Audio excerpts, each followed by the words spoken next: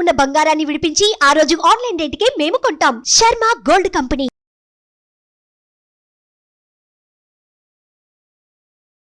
నమస్తే, welcome to Suman TV. నేను మీ యామ్ని. ప్రస్తుతం మనతో ఉన్నారు ప్రముఖ ఆధ్యాత్మికవేత్త డాక్టర్ అనంతలక్ష్మి గారు ఉన్నారు. అమ్మని అడిగి మనకున్న సందేహాన్ని అడిగి తెలుసుకుందాం. నమస్తే అమ్మా. నమస్తే తల్లి. అమ్మ, ఇప్పుడు స్నానం చేయకుండా అసలు చేయకూడని పనులు అంటే ఏంటమ్మా? స్నానం చేసిన తర్వాతకి చేయవలసిన పనులు ఏంటి? నిజం చెప్పాలంటేనమ్మా, అసలు ఏ పనైనా స్నానం చేశాకే చేయాలని చెప్తారు మనకి, కానీ అది కుదరదు. ముఖ్యంగా ఆడవాళ్ళకి వీలు కాదు. మగవాళ్ళకి వీలవుతుంది, సందేహం ఏం లేదు. ఆడవాళ్ళకి వీలు కాదు. ఎందుకంటే ఇంటి పనులు, వంట పనులు ఉంటాయి. వంట అయితే స్నానం చేయందే చెయ్యరనుకోండి, కానీ గుమ్మంలో పాచి పని చేయడం, ఇళ్ళు చిమ్ముకోవడం, గుమ్మంలో ముగ్గేయడం, రాత్రి ఆలస్యంగా తిని వదిలేసినటువంటి పాత్రలు ఏమైనా ఉన్నట్టయితే వాటిని కడుక్కోవడం, ఇవన్నీ చేసి కదా స్నానం చేస్తారు. అందువల్ల ఇవన్నీ అయ్యాక చేస్తారు. ఇలాంటి పనులన్నీ మగవాళ్ళు సాధారణంగా చేయరు మన ఇళ్లలో.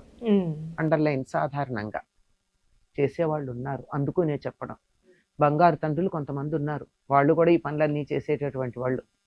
ఎందుకంటే భార్య ఉద్యోగం చేస్తోంది కదా, నాతో పాటు సంపాదిస్తోంది, తనకింటి పనుల్లోనే సహాయం చేయకపోతే ఎట్లా అనేటటువంటి సహృదయతతో చేసేటటువంటి వాళ్ళు ఉన్నారు. అది ఎవరైనా సరే ఇటువంటి పనులు, శారీరక శ్రమ, పాచి పని, చెమట పట్టేది, చికాకు కలిగించేది, ఇట్లాంటివి ఏవైతే ఉన్నాయో ఇవి మాత్రమే స్నానానికి ముందు చెయ్యాలి. ఇవి సాధారణంగా స్నానం చేశాక చెయ్యం.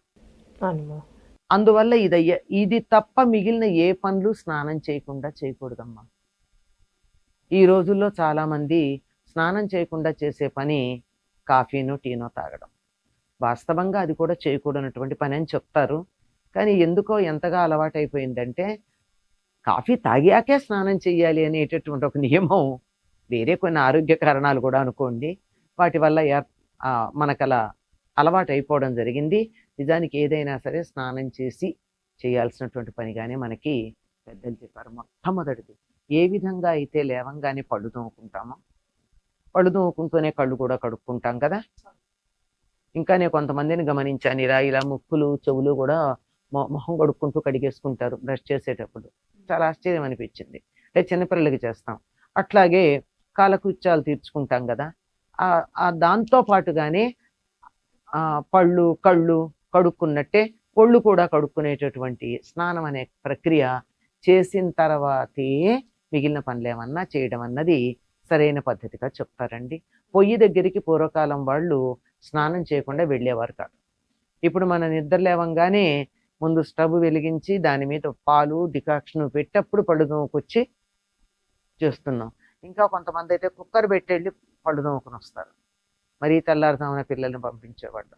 కానీ వాస్తవానికి స్నానం చేయకుండా ఈ పనులు చేయకూడదు.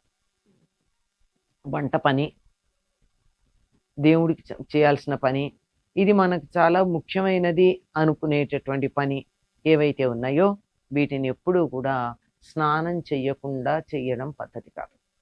స్నానం చేసి మాత్రమే చేయవలసి ఉంటుంది. అమ్మా, ఇప్పుడు స్నానం చేసిన తర్వాతకి చేయవలసిన పనులు ఏంటమ్మా? స్నానం చేయగానే మొట్టమొదట ఈ రోజుల్లో చాలామంది మానేసినటువంటి పని ముఖాన బొట్టు పెట్టుకోవడం. ఆడ మగ అనేటటువంటి తేడా లేదమ్మా, అందరూ పెట్టుకోవాలి. పెట్టుకోము అంటే మనం ఏం అనలేం, కానీ పెట్టుకోవడం వల్ల ఉపయోగం ఉందన్న సంగతి మాత్రం స్పష్టంగా చెప్పాల్సి ఉంది. తెలిసాక అయినా మాకు ఉపయోగాలు అక్కర్లేదంటే మనం అనగలిగింది ఏమీ లేదు. కానీ ఉపయోగం కావాలి, నా జ్ఞాపక శక్తి బాగా ఉండాలి, నా మెదడు చురుకుగా పనిచేయాలి, నేను ఆధ్యాత్మికంగా ఉన్నత స్థానానికి వెళ్ళాలి, నా జ్ఞాపక శక్తి మెరుగుగా ఉండాలి అని ఎవరైతే అనుకుంటారో వాళ్ళు తప్పనిసరిగా భూమధ్యంలో కుంకం ధరిస్తారు. ఇది మొట్టమొదటి చేసేటటువంటి పని.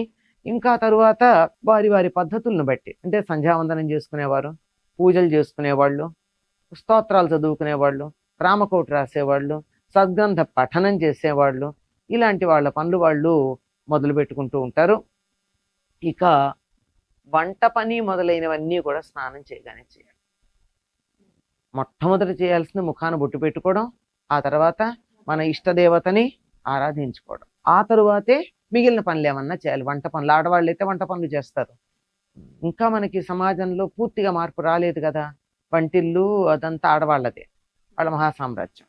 అందువల్ల వాళ్ళు చేస్తారు గనక వంట ఎట్టి పరిస్థితుల్లో స్నానం చేసే చేయాలి. బయట దేవుడు ఉన్నాడు గుళ్ళో, రాముడు. ఇక్కడ కూడా ఉన్నాడు కదా ఆత్మారాముడు.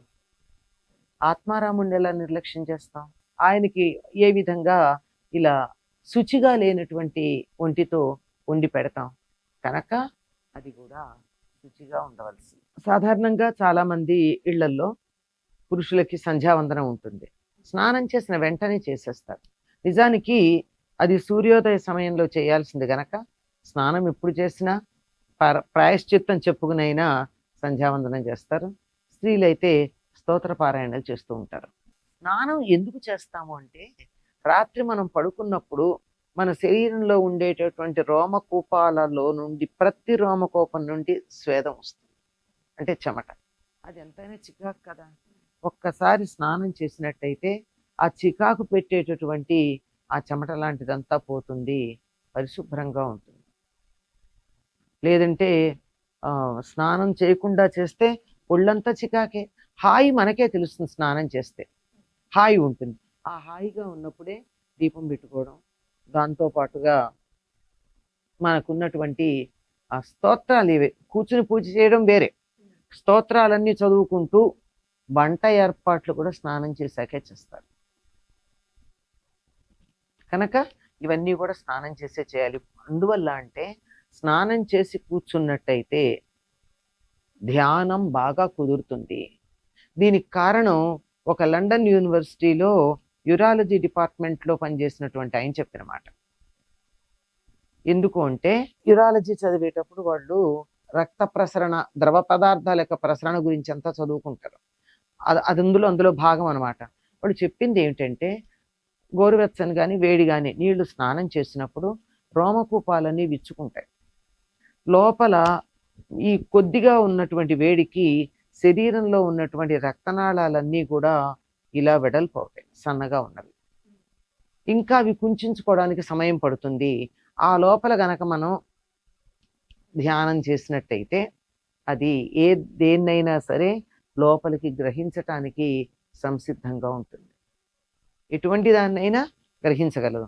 మనకి చదువు కావాలి కదా, అందుకని పిల్లల్ని చదువుకోమని, లేకపోయినట్టయితే పెద్దవాళ్ళు ఏంటంటే జపం మొదలైనటువంటివి చేయమని చెప్తారు. చాలా చక్కగా తెలియజేస్తారమ్మా, ధన్యవాదాలు.